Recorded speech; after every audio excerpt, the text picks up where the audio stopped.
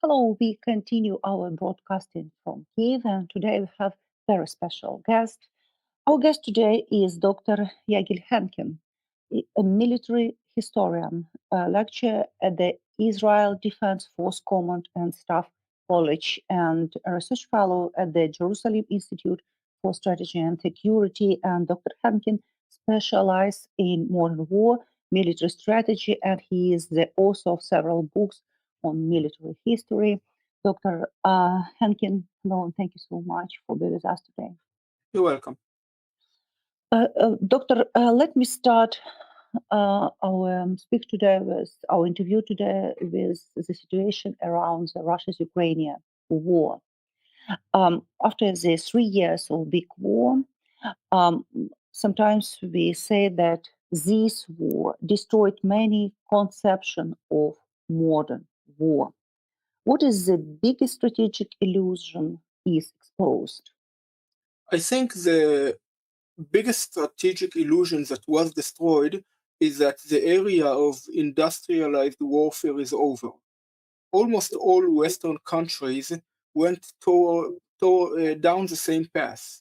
Very expensive weapons, very complicated, accurate, sophisticated weapons, which, because of their cost, the cost years, it takes years to develop. You can't manufacture them on a large scale, and they cost a lot. So all countries believed they can, if they will have enough, which enough isn't very much, accurate weapons, they precision strikes, etc. With enough precision strikes, you can cut down the enemy and destroy its command structure and bring it to its heels in a very short time. For that reason, when the war in Ukraine started, basically Ukraine was expending more artillery shells than the Western world was manufacturing combined, because nobody ever expected that kind of war. And of course, we also saw that when the Americans wanted to step up their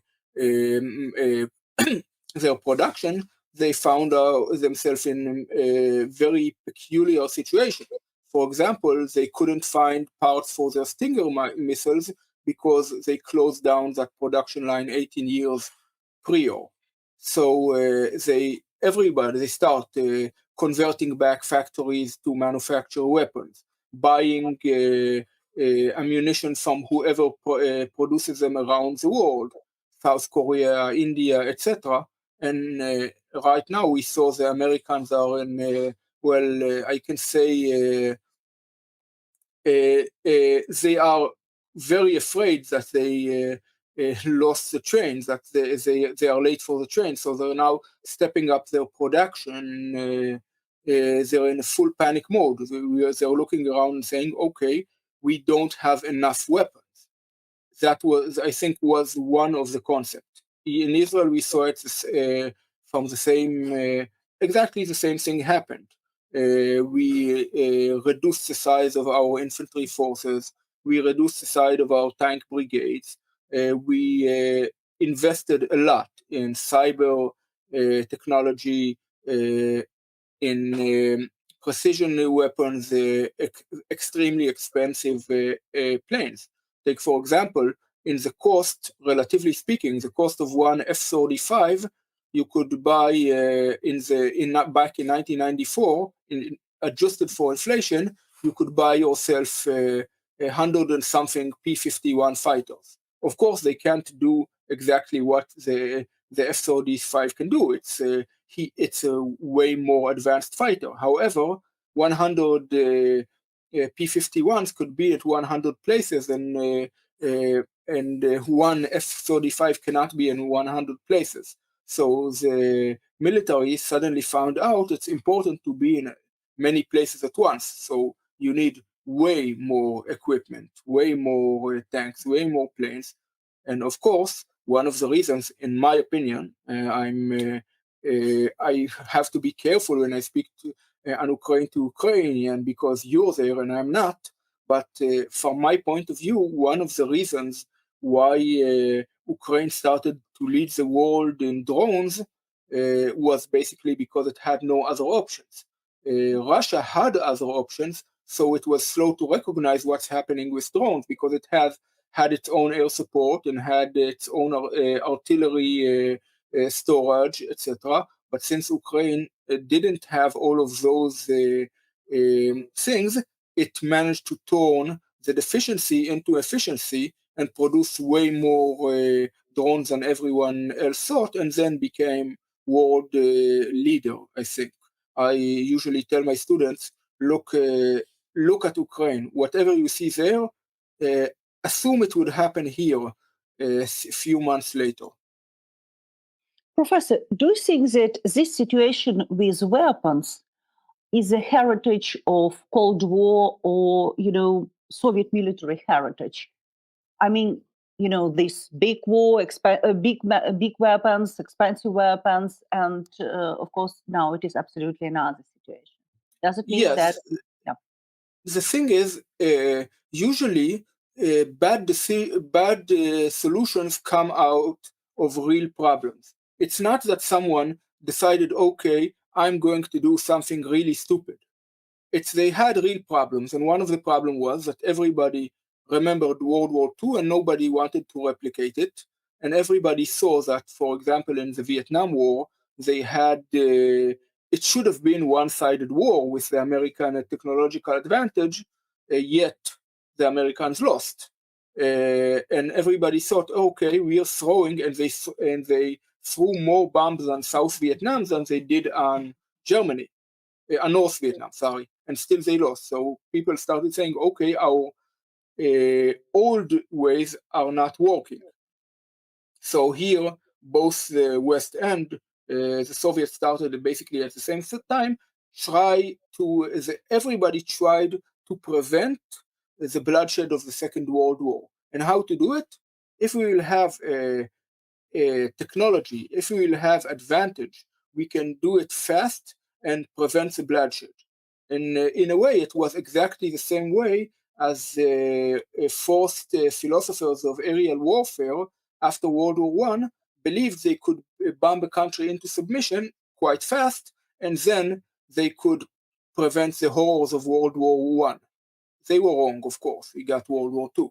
So after, in the 70s, when you had, finally, you had precision munition come in age. For example, there was one bridge in Vietnam, which the Americans attacked about 8 times and never managed to hit it and lost planes. And then suddenly they had laser-guided munitions and 4 bombs and the bridge was out. So it looked like a solution. And then you had computers, and of course, it is a solution. And we got to the point where I think it's the fourth time in the history of warfare when the problem of military intelligence is having too much information. Usually the problem was you didn't know. Now you have so much information, you have a hard time finding out what's exactly happening because there's too much of it. So they thought, okay, now we have precision munition and we have big data and we have extremely accurate intelligence. And then they found out the hard way, everyone found out the hard way, that the principles of war didn't change. And since both sides are intelligent people trying to kill each other and overcome each other, then every magic weapon had a very short life before it stopped doing its magic because the other side managed to develop something. So whereas even 2 years ago, people believed that the drone revolution would bring with it another blitzkrieg. But after I would say, the very impressive successes of the forced Ukrainian counterattack, we got to the point where the situation is that again, I'm seeing as my point of view is as seen from the Middle East, and I hope I'm correct. Anyway, from here it looks that all of this technology helped bring the the front to a halt, where you cannot put people on the front and expect them to survive, and definitely it's terribly hard to achieve a breakthrough. So we are back in some ways to World War One. I remember that, again, I think it was 2 years ago, that General Zaluzhny said, we are having World War One all over again. And I said, okay, this is something worth listening. And I think he was extremely correct. The thing is, he said, technology is evolving faster than strategy. And we got to the point where the weapons were supposed to bring one result, but the end result is the opposite. And so I think this is the face of modern war today, until someone will find out a way to develop it, in a way to bypass it. And I think in this way, you can see some similarities, despite the vast differences between the war in Ukraine and the war in Gaza, which is the attempt of the defender to prevent the attacker from using his technological advantage or superior forces. So you can have here in Gaza, everything is going underground, and we have the tunnels. And one of the advantages of having tunnels dozens of meters deep as well, you cannot hit them with artillery, and you can't see what's happening with them with intelligence. And when you get in, it's a soldier against a soldier. And of course, you have a soldier with a drone and a soldier with a dog, but in the end, the tunnelers, the Americans called urban warfare the great leveler, because it levels the sides, the great equalizer. It makes very vastly different forces fight on the same terms. So I think you can see this attempt to make the other side fight on your terms happening both in Gaza and in Ukraine. And I think one of the reasons why both in Gaza is a very small area. It's 360 square kilometers, if I remember correctly. Yet when you have more tunnels than the London Underground and the New York Underground combined, then the fighting becomes nearly impossible, and everything takes longer and longer, even if you ignore the question of hostages. And in Ukraine, again, you have drones and counter drones and gliding bombs and robots and whatever it is. But in the end, the situation is that breakthrough is very hard to achieve. Not as whereas all of the people, the military thinkers who developed it, spent their last generation trying to achieve a breakthrough. In the end, their attempts were to create a situation when breakthrough is all but impossible. I, of course, hope that the Ukraine would find a way, and it won't be impossible, but it is terribly hard. You say that technology developed faster than strategy. This Is I understand correct? was Zaluzhny's words, yes. Mm-hmm. In that case, let me use two terms: attrition and maneuver. Yeah. What really decide war today? Resources or adaptation? In that case, Napoleon once said that God is on the side of the greater battalions, but you have to have good commanders in order to use those greater battalions. Otherwise, again, we are going back to World War One, when you had so many people that it just became a bloodbath and attrition warfare. With of course, the most infamous example is the Battle of Verdun. So here we see adaptation is necessary, because on a grand scale, we are seeing a war of attrition. By the way, both in Gaza and in Ukraine. But in order to adapt, and especially when I think when Ukraine, as it's not secret, it's a smaller country and doesn't have the manpower, and of course not the reckless ways in which the Russians use their manpower. As you know, they they find it completely acceptable if they have 90% casualty rate in order to capture a position. I think, from my point of view, it's madness. But well, it's the Russians. So anyway, but the thing is, in order to so you have attrition warfare, but in order to survive, you have to adapt really fast. Again, I'll go back to World War One. The question: most people think that the problem was that the generals in World War One were idiots who didn't understand the advance of technology.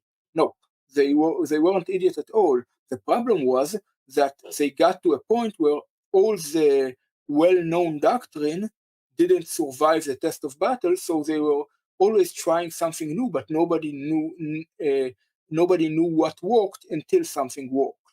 And until something worked, they spent so much ammunition and, more important, lives. Does it mean that in this new war, the role of officers of middle, command, means much more than during the previous war? Yes. Again, sorry, I'm always going time and again to World War One, but I think because that's the most accurate comparison. And at least in the Western world, we all have a fixation about World War II, but I think that's not the correct comparison. In World War One, in the end, there were two ways in which the battle was decided and the front was breached. One of them was the Allied ways, which is when people like Monash and others developed a way of combined arms attack with the proper use of tanks and artillery barrage and planes all together in a coordinated move, which was unheard of earlier in the war. And the other way was the German way, when the Germans almost had no tanks. They manufactured less than 100 tanks during World War One. The Allies manufactured thousands and thousands. The Germans, what they did is they developed what is known as a stormtrooper, small groups of soldiers which learned to fight independently. And in that case, they had their orders, and their way of fighting was that they could decide what to do without having orders from above, and they had a wide permission to use their initiative as they wanted. The Germans managed, when doing Operation Michael in March 1980, to break the Allied front, and they eventually they ran out of soldiers, but not before advancing dozens of kilometers, which was unheard of at that time. So you either find a solution by finding a better combined arm tactics, which may happen, or otherwise you teach people not to fight in wide formations as they did at the beginning of the war, but to take initiative and exploit every vulnerability in the enemy's defenses. And I think that's in the current situation, that's a must when you want to survive, because people cannot. The situation is also, it's very slow, but it's still dynamic, and you cannot. And when you have people sitting there in their small 2 to 4 people positions beneath the ground, then it's a battalion commander cannot possibly control all of his people because they're too spread out. So he would have to give his platoon, not even company, platoon commanders initiative to do force and report next, because they can still know what's happening. Basically, his role may be relegated to support those who know what's happening, because the sector he has is way too big, and he has not enough people to control them personally. So yes, initiative and letting people try everything to see if something works, that's probably the best way forward. Does it mean that in that case, NATO, for example, need to make many change in their understanding of strategy of war, of modern war?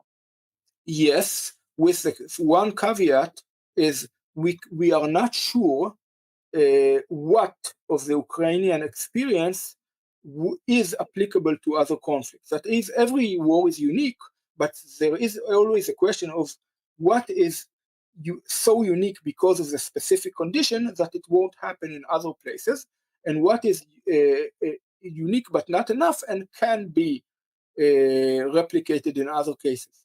Anyway, I think NATO has to check out. That is, I'm sure that not everything can be copied from Ukraine. It would be terrible tactics to decide Ukrainians are doing something, so we have now to change NATO into a Ukrainian army. But, and that's a very great but, okay, let's assume the challenges of the Ukrainian battlefield. You have 4,500 drones buzzing around. How will your armored brigade adapt to that? You have every soldier being a target to 4 or 5 drones if he lets himself out in the open. How do you adapt to that? You have people living under bombardment for days and months. How do you adapt to that? An old American research of World War II got to the conclusion that if you have continuous fighting, most people become useless. That was their term, not mine. I'm quoting. After 140 to 160 days, and almost nobody is able to fight if he has to fight without respite for 200 days. So, okay, we saw in Ukraine that there are sectors where people are under the daily fighting for months. Okay, how does NATO prepare for that? It's not that the war would be exactly the same as it happens in Ukraine. It's a question, okay, we have those challenges in Ukraine. Is NATO ready for them? In case that they may happen again? I'm not sure that NATO has any reason to be optimistic. It definitely has. I see all the time NATO countries training Ukrainian soldiers. I think, at least in some cases, NATO countries should try and have Ukrainian soldiers training them, and then see how does this go and are they ready? Because, as I said, it's the next war that NATO is involved in won't be exactly like Ukraine, but they better check out what would be like Ukraine instead of saying, okay, our doctrine is fine, we just need to adhere to it. It may not be the case. Many experts, different experts, political, military experts, at the beginning of big invasion in 2022, say that the war in Ukraine is very similar to the war which Israel have many decades. Do you think that this comparison is correct, or it is absolutely different context? It's half correct. That is, when we saw the invasion, the first part was quite similar. That we had, it was everyone who knew the Yom Kippur War said, okay, this kind of mobile warfare, we know it, and we have some experience with that. But the current situation in Ukraine now is very different than what we ever saw, and definitely, in my opinion, it's very serious, and it's not something like the way that we are fighting now. For example, as I said, I'm going back time and again to drones. We are worried of drones, and we suffered the drones attack, but nothing on the same scale. So most of our people can still go doing their own thing without having to look to the sky every minute. That's a very big difference, and Of course, I hope that in Israel it would stay this way, but nobody can guarantee us that. So there is changes, but again, the thing is that you don't need to copy, but you need to learn and adapt. For example, one thing that was very popular before the war was to say, okay, the tank has no place in modern war. Apparently, in Ukraine, it proved that the tank definitely has its place, and the more the merrier. It wasn't just not the same place it was. We didn't see tank divisions fighting each other like in World War II, but the fire support and ambushes, etc., proved extremely important. So you knowing how to use tanks remains crucial. Right at the moment, as much as I understand, tanks are not near the war because of the problem of breakthrough. But since even the Russians apparently didn't give up their hope, because we know they're creating new formations. So they hope that one day they will breach the front, and then they can send their tanks to exploit it blitzkrieg style. And of course, I hope it would happen the opposite way. But the thing is that the tanks will still, if you'll have Ukrainian breakthroughs, we don't know how exactly it would happen, but then you will need to exploit the breakthrough and you need the tanks. So you always have to continue and adapt. But tanks today, if you looked at the Chinese military demonstration 2 weeks ago, I think, one of the things that they did, they brought forth a new light tank and not very light, armored personnel carrier. So that was definitely for their scenario of invasion of Taiwan. But when you saw that their armored personnel carrier carries also a drone on it, built-in drone, and you saw that they have so many antennas that some of them I have no idea what they are doing, but you see they definitely put a premium on battlefield connectivity. And as we saw with Ukrainian artillery, we called it in Israel, we had a slang for it. It was like taxi drivers sharing rides. So you see a target, okay, who's free to engage it? Okay, I'll do it. That's it. Now I think it looks obvious, but it's not. It's a way, you need a way of battlefield coordination which was unheard of several years ago to do it fast enough. So again, there are similarities, there are differences. The question is, of course, what can we learn from each other, and what is similar and what will be different. Let's back for the drones.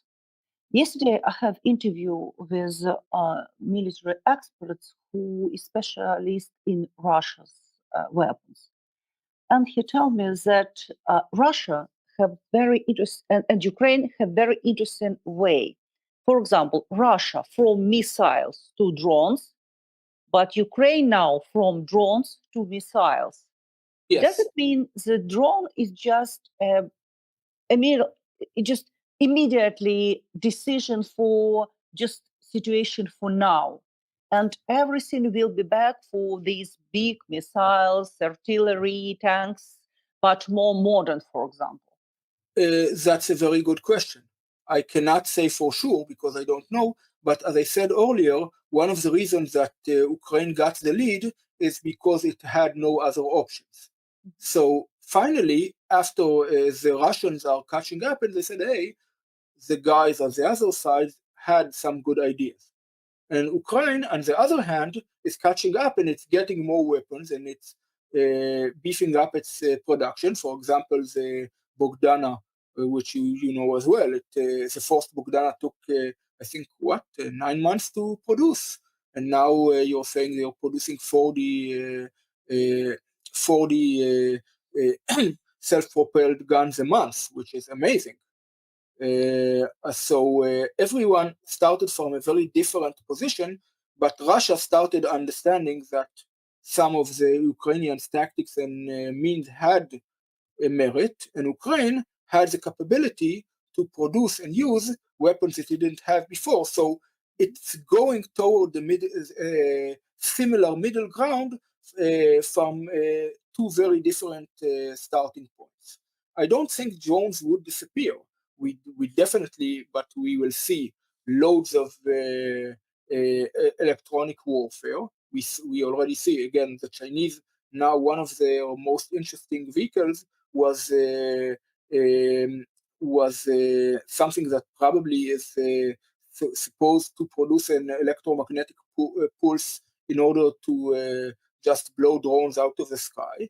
And we will see, and it would be, and most weapons do not keep their edge for a very long time. Back in the 16th century, when the French brought their cannons into Italy, so you saw the fortresses crumbling in days, even fortresses that usually held out for years. But then, after it was slower back then, but it takes several years, and new siege engineers appeared, and they learned how to counter cannons, and suddenly siege became a very long effort again, sometimes more longer than before the invention of cannon.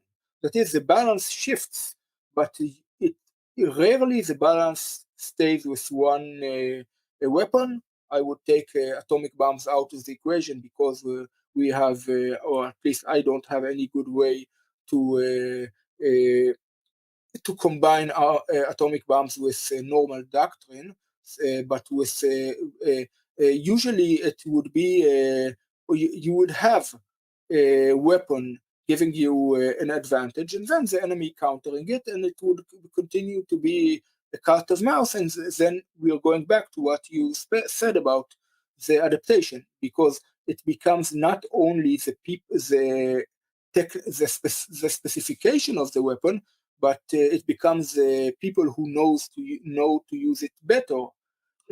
Back in World War II, when the Germans did their Blitzkrieg thing in 1940, they had less tanks than the French, and their tanks were mostly less technologically advanced and with weaker armor and smaller guns than the French. However, they learned to use them in a much better way. For example, the French put in each French turret, you usually had two people. So the commander had to be the gunner, and sometimes the radio operator had too much things to do. The Germans, always put in, after their four small models, they put in a gunner, a commander, and a radio operator. So the commander could command just command, where and not try doing three things at the same time. Moreover, they gave radios to each and every tank and plane, whereas the Allies had it to a company commander level, which meant that the German tank battalion could move way faster than a French tank battalion, because only 4 people in the French battalion had radios, and they had then to flag or message to the other guys, whereas the commander of the German tank battalion would issue a command and everyone would start doing it. So it wasn't the weapon itself, it was the way you use it that gave you the advantage. And I think this would happen again here. Weapons would be copied from one side of the front to another side, as we saw it happened. And the real difference would be between the command cultures, and whoever would have the better command culture would have a significant advantage. Many years, more than 3 years, Western leaders and Western governments have dreamed to localize Russia's Ukrainian war only in the borders of Ukraine. And of course, in history, if I'm right, during the last decades, we saw many local war, proxy war.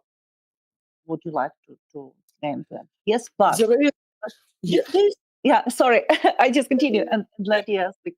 Okay. And do you think that during this modern war, it is possible to localize such big war, like in Ukraine, where many countries directly or indirectly involved during the modern weapons, and we know that many drones just cross the air of NATO and other things. Yeah, do you think that it is possible to localize more modern wars?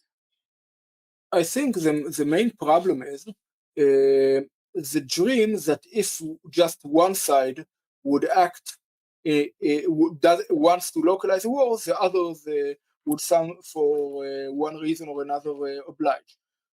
There is a story about General Pickett. He was a Confederate officer. He led the last charge in the Battle of Gettysburg, and after the war, he was asked by a journalist, why was the Confederate Army defeated at Gettysburg? So he thought a minute and said, I think the Union Army had something to do with that. And that was a very good answer, because most people try to find why had one side failed and one side win, but they don't analyze it in the context of both sides fighting another. So I think the hope to localize the war, by the way, there was a very simple way to localize the Ukraine war, which is, of course, to surrender to Putin. He got what he is, no war. Okay, fine. And of course not. But when the decision is to fight Putin and to support Ukraine, the idea that NATO would support Ukraine and then Russia would say, okay, that's fine, we'll just sit in Ukraine and we'll be under the pressure of NATO and we'll do nothing to counter NATO pressure and there to support Ukraine, it's basically nonsense. Of course they will try to do something. And as we also, what we see with all of the drones suddenly appearing in all of the countries near Ukraine, I think this is something we know very well from Israel. It's you start pushing the boundaries slowly, and of course you don't. And for example, we had in the year before the war, we had Hezbollah in Lebanon. They built a tent. It's silly as it sounds. They built a tent which crossed about 20 meters into Israel. And we debated for months what to do with this damn tent. Is it worth going to war against Hezbollah for the sake of a tent which which is only 20 meters in our territory? The answer should have been yes, unqualified yes, because if the Hezbollah didn't stop, its aim didn't stop 20 meters inside Israel. It was testing the border and it was testing the boundaries. So same thing, when you see those drones starting to appear in Estonia and Poland, it's Russia testing the boundaries. And if they believe they can continue with it, they will go further and further and further. Salami tactics. There's a very good, if you have seen Yes, Prime Minister, the famous British comedy, they have an excellent 3-minute sketch on salami tactics in the context of the Cold War. And it's the best 3-minute piece of strategy I ever seen, because it explains the problem. If you think Berlin, is Berlin important enough to fight a nuclear war over it? No. Okay, so what is? If they invade Western Germany, would you start a nuclear war? No.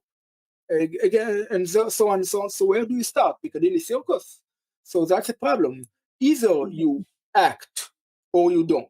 But to believe that you will appease the other side, which has its own priorities, which aren't the same priorities as ours.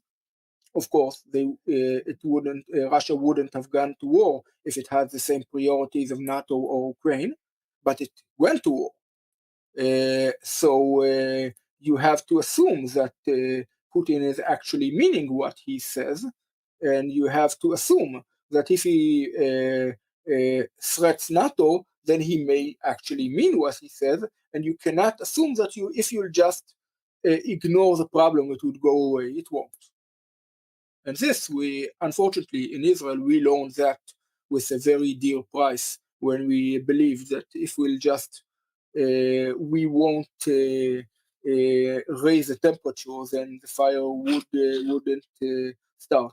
There is a good reason to think that one of the reasons why we didn't, on the night of October 7, when we started seeing suspicious signs, why we didn't put all of the army on readiness was that we were afraid that Hamas may interpret us as starting to begin a war, and then if it didn't want to begin a war, it would. But the problem was that Hamas actually planned to begin a war, so we just made sure that we would start it from a terrible position.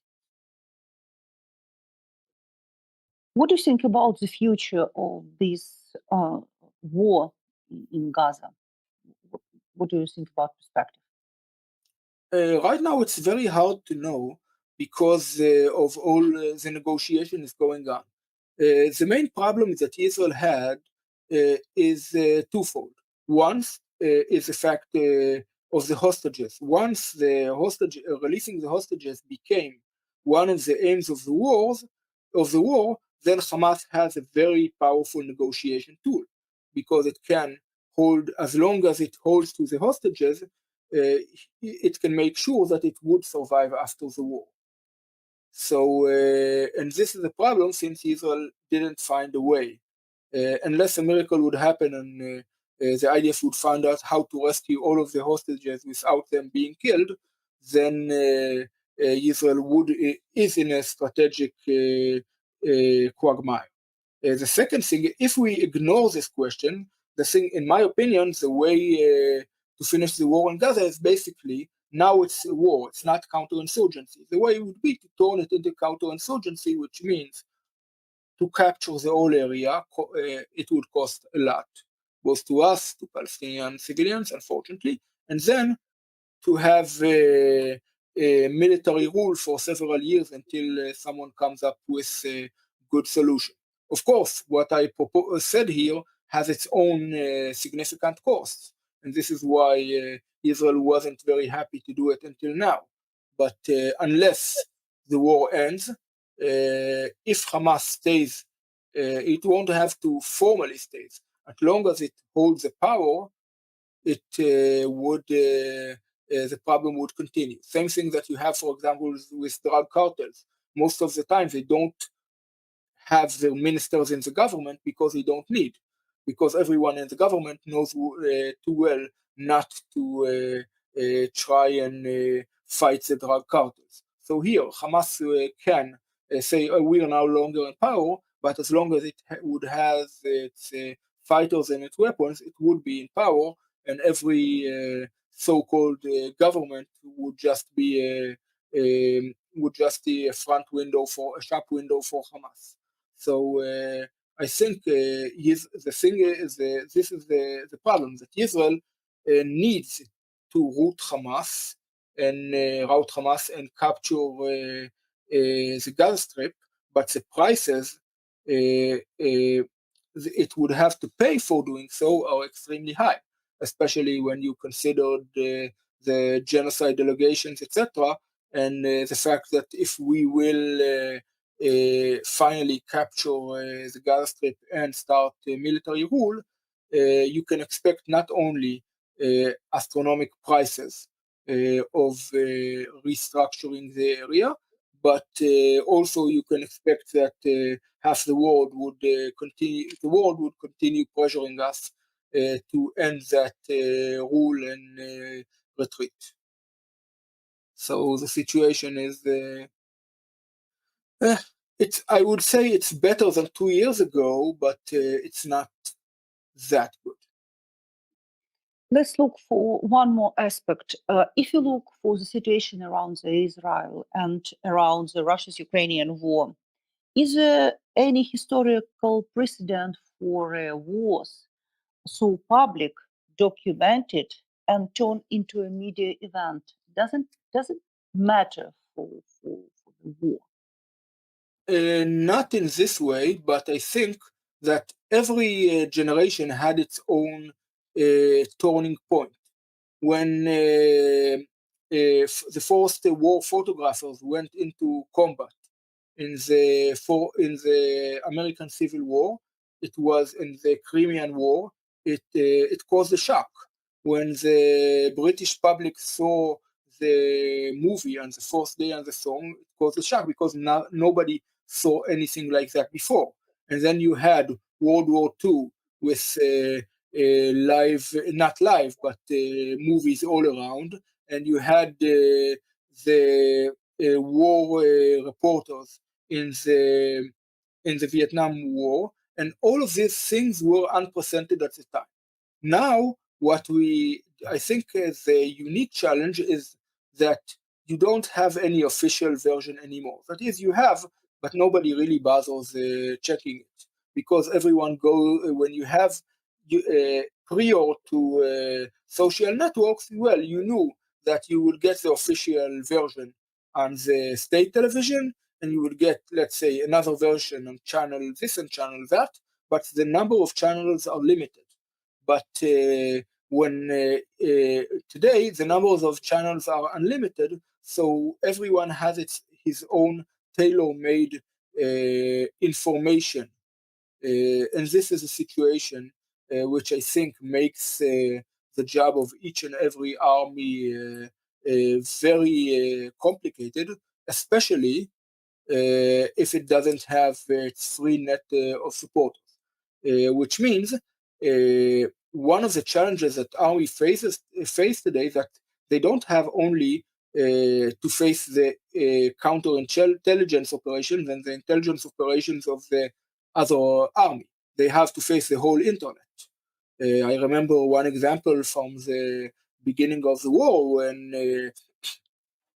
the Russians did a TV broadcast with one of their heavy mortars in the background, so people on the internet found its location, and in no time it was destroyed. In another time, the Ukrainians did a TV broadcast from a tank repair depot in Kiev, and someone on a Russian Telegram group found out the place because of the size and shape of two windows. Amazing job, I would say, from a technical point, and that was destroyed too. So it's not only that you have the propaganda war going on uncontrolled because the state cannot direct it. It's the people who identify with the state are waging the propaganda war, whether the state asks them or not. It's also that the open source intelligence is becoming way more important than it was in the past, because people are getting real-time information from what is broadcasted, and you can see way more people. You have no army has more analysts than the internet, and you have more analysts on the internet than they would tell you. So you have a problem when you want to deceive the enemy. You have a problem when you want to hide things, of course, and and everything, almost everything is broadcasted in nearly real time. By the way, one of the refutations, for example, for the allegations of genocide was that you say you have those cameras in Gaza. How come just in the right time when you want you don't have pictures of all the terrible things you believe that happened? You have other terrible pictures, but when you try and pinpoint many of the worst allegations, you cannot. You say, okay, when everything is photographed and still you cannot find those things, it's a counter argument. So it's a whole mess, and I'm not sure militaries are fully equipped to deal with it. Dr. Henkin, let me ask the last question. Sorry, I understand that you have a long interview, but let me ask the last. Yeah, No. The last one. Yeah. Last decades, we saw many frozen conflicts, many. And do you think that in modern world, victory still means anything? And do you think that victory, what does it mean, victory for modern wars? Because I cannot imagine where you see the victory during the last decades. And in that case, what what you think about the future of Russia's-Ukrainian war?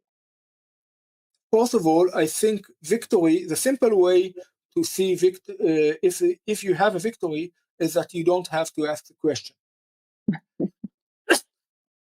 But realistically, again, World War II was an anomaly.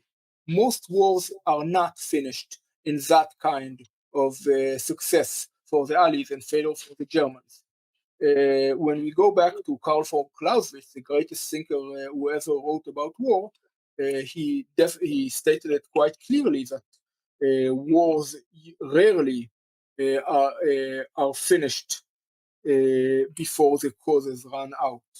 So that is the thing. But again, the question of victory is also it's not only what you wanted to achieve, because the goals of war always shift during the war itself.